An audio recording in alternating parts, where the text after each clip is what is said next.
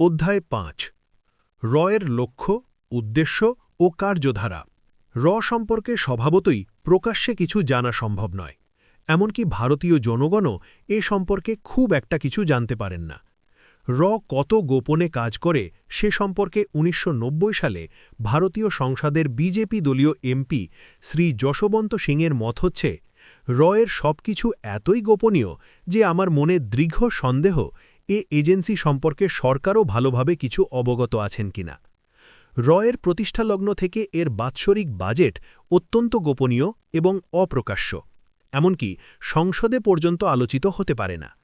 উক্ত পত্রিকায় একজন কর্মকর্তার উদ্ধৃতি দিয়ে আরও বলা হয় যে, has within its ranks every form of specialist from a cobbler to a nuclear scientist. তবে ভারতীয় সাংবাদিক অশোকা রায়না লিখিত সম্পর্কে প্রকাশিত একমাত্র প্রামাণ্য গ্রন্থ inside the story of India's secret সার্ভিসে সম্পর্কে বেশ কিছু ধারণা পাওয়া যায়। একই সাথে অন্যান্য পত্রপত্রিকায় প্রকাশিত বিভিন্ন রিপোর্ট ও বিশ্লেষণ থেকে আমরা এর উদ্দেশ্য ও লক্ষ্য সম্পর্কে নিম্নলিখিত ধারণা পেতে পারি।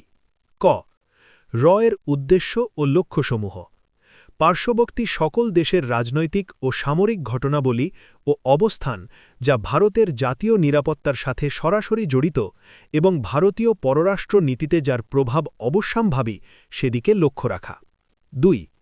পাকিস্তানে বিপুল সমরোপকরণ সরবরাহ এর সর্বপ্রধান বিবেচ্য বিষয়। ৩. চীনের পরিবর্তনশীল ঘটনাবলী ও যুক্তরাষ্ট্রের সাথে সম্পর্ক বিশ্লেষণ করা। ৪. পার্শ্ববর্তী দেশসমূহে ভারতীয় একাধিপত্য কায়েম করা, যাতে অত্র অঞ্চলে অন্য কোনো শক্তির প্রকাশ্য বা পরোক্ষ কোনরূপ ভারত বিরোধী হস্তক্ষেপের সম্ভাবনা সৃষ্টি না হয়। প্রয়োজনে শ্রীলঙ্কা, মালদ্বীপ ও নেপালে যে ধরনের ভূমিকা গ্রহণ করা হয়েছিল সেই ধরনের পুলিশি ভূমিকা গ্রহণ করা। ৫. ভারত মহাসাগর সহ সমগ্র উপমহাদেশে ভারতীয় সামরিক, রাজনৈতিক, অর্থনৈতিক ও সাংস্কৃতিক প্রভাব বিস্তার করা। ৬. পণ্ডিত নেহেরুর অখণ্ড ভারতমাতার কল্পনা বিলাসকে বাস্তবে রূপ দিয়ে বিশ্বশক্তি হিসেবে আবির্ভূত হওয়া। সর্বশেষ কিন্তু বিশেষ উদ্দেশ্য হল যে বিভিন্ন গোত্রের বিপুল সংখ্যক ভারতীয় পৃথিবীর বিভিন্ন দেশে বসবাস করে আসছেন, যারা ওই দেশের জোরালো অবস্থানে অবস্থান করছেন, এবং এ সমস্ত ভারতীয়দের প্রভাব ও চাপে বিভিন্ন আন্তর্জাতিক সংস্থা ভারতের অনুকূলে দৃঢ় সমর্থন যোগাতে পারে। এসব ভারতীয়দের বিভিন্নভাবে কাজে লাগানো এর অন্যতম লক্ষ্য। এছাড়া ব্যবসায়ী, সাংস্কৃতিক কর্মী, সাংবাদিকদের তথ্য সংগ্রহের কাজে লাগানো। খ. সাধারণ কর্মপদ্ধতি। ১. বিদেশে ভারতীয় দূতাবাসের ছদ্মাবরণে কূটনৈতিক সুবিধাকে পরিপূর্ণভাবে কাজে লাগিয়ে নির্বিঘ্নে গুপ্তচর বৃত্তি পরিচালনা করা। এ ব্যাপারে মাইলস কোপল্যান্ড তার দ্য রিয়েল ওয়ার্ল্ড অফ স্পাইজ বইয়ে উল্লেখ করেছেন যে, কোনো সরকারি কর্মকর্তা, তিনি যে কোনো পর্যায়ে কর্মরত থাকুন না কেন, যখন তিনি সরাসরি গোয়েন্দা বৃত্তির জন্য তথ্য সংগ্রহ করেন, তখন তাকে ইন্টেলিজেন্স কর্মকর্তা বলা যায়। এই সমস্ত কর্মকর্তা হতে পারেন রাষ্ট্রদূত, অ্যাটাশে, সামরিক, নৌ, বিমান, সিভিল এভিয়েশন, বাণিজ্যিক, পেট্রোলিয়াম অথবা কৃষি সংক্রান্ত, অর্থাৎ সর্বক্ষেত্রে নিয়োজিত কর্মকর্তা। এমনকি প্রশাসনিক ও উপদেষ্টার কাজে নিয়োজিত ছাড়া সকল দূতাবাস কর্মকর্তা-কর্মচারী ইন্টেলিজেন্সের সাথে জড়িত থাকতে পারেন এবং বিভিন্ন দূতাবাসের ছাদে অবস্থিত নানা আকৃতির অ্যান্টেনা তাদের নিজস্ব কীর্তি কাহিনী বলার জন্য যথেষ্ট।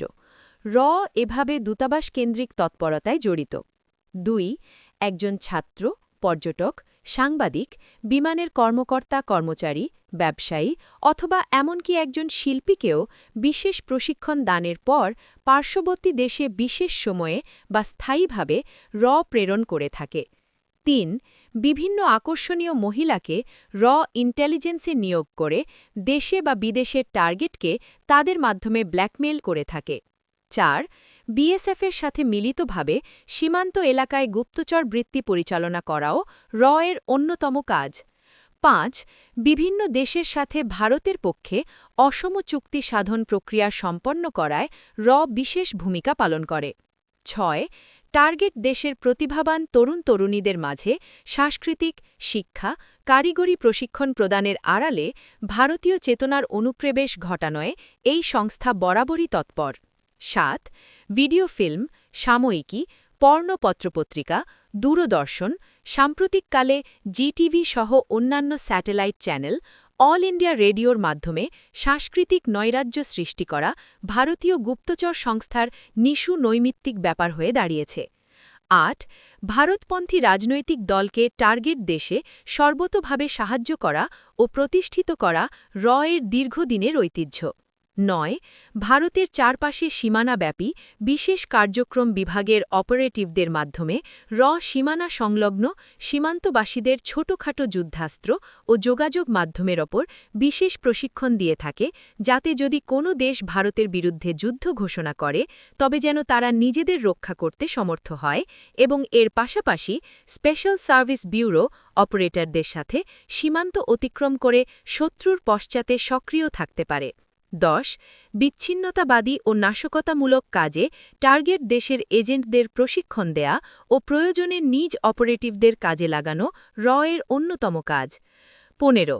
বন্ধুপ্রতিম দেশের গুপ্তচর সংস্থার সাহায্যে যেখানে নিজেদের উপস্থিতি সম্ভব নয় বা অভিজ্ঞতা কম, সেখানে দ্বিতীয় পক্ষের মাধ্যমে গুপ্তচর বৃত্তি চালানোতে এর অভিজ্ঞতা হয়েছে। ১৬. এর এআরসি এভিয়েশন রিসার্চ সেন্টারের আওতাধীন গাংস্ট্রিম ৩ বিমানগুলো ৫২,০০০ ফুট উচ্চতায় উড়ে পাকিস্তান, চীনের পাশাপাশি বাংলাদেশের ওপরও পর্যবেক্ষণ কাজ চালিয়ে থাকে।